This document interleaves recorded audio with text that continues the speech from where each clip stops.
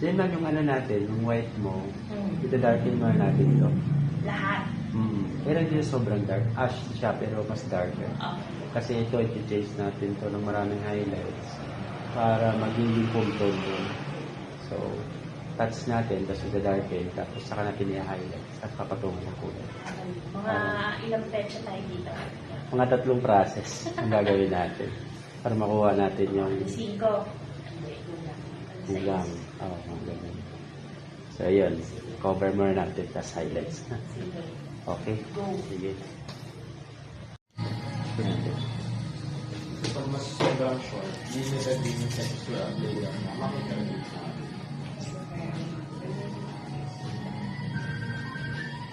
Hindi ko na kinover ko ng tuluyang cover. Okay. 7. Dinarken ko lang. Pero andyan yung white. Parang may shine siya.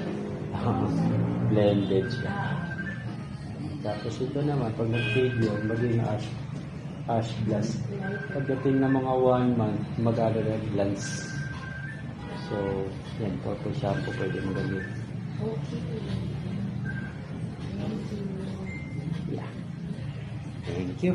Nice. Thank you.